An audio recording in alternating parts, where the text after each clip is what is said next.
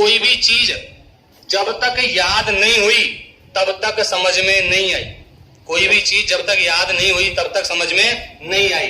कब तक याद नहीं हुई? जब तक रटी नहीं गई। और जब रट ली है, माइंड में है, तो ऑटोमेटिक याद हो गई। एक छोटा सा एग्जांपल देता हूं। आपने देखा होगा जब हम छोटे थे, मेरे साथ भी ये घटना घटित हुई है। लिखा रहता था रतन हेयर आर्ट्स, रतन हेयर ड्रेसर लिखा रहता है कटिंग वाले की दुकान पे। उन लाइनों का मतलब पहले समझ में नहीं आता था। हम केवल ये कहते थे बाल कटवाने जा रहे हैं या कटिंग करवाने जा रहे हैं या नाव की दुकान पे जा रहे हैं। बोलो कहते थे कि नहीं कहते थे?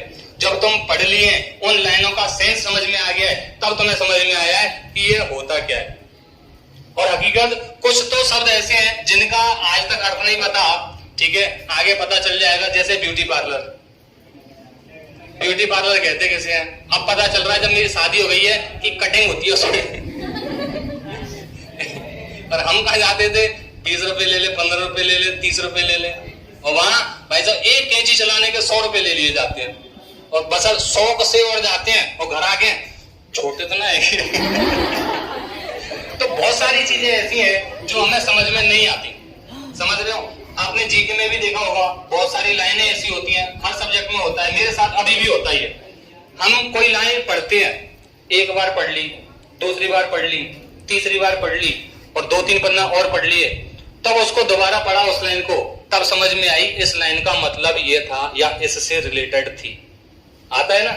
होता है। वो क्यों हुआ? क्योंकि हमने उस लाइन को, उस पॉइंट को 4 बार पढ़ लिया, वो चीज हमें रट गई तो याद हो गई तो समझ में आ गई। रटने के अलावा कोई ऑप्शन नहीं है।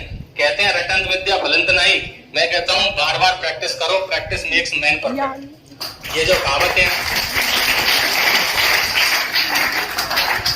पूरी दुनिया में किसी भी काम को करने के लिए केवल और केवल एक ही शब्द बनाए, प्रैक्टिस।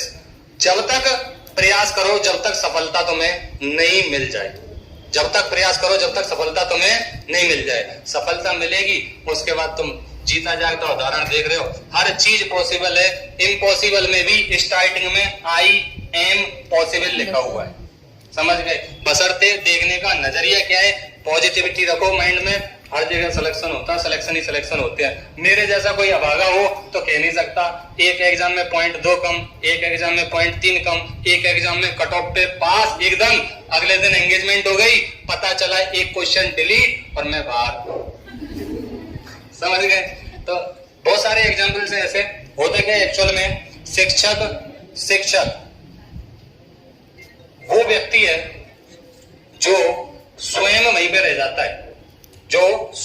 रह जाता है, लेकिन उनके विद्यार्थी आगे निकल जाते हैं। रास्ता दिखा सकते हैं, मेहनत तुम्हारे ऊपर है। मैं आपको लाइन यहाँ पे समझा सकता हूँ, रटा सकता हूँ, यहाँ की गारंटी मेरी है, बोर्ड तक की गारंटी मेरी है, समझ में आएगा।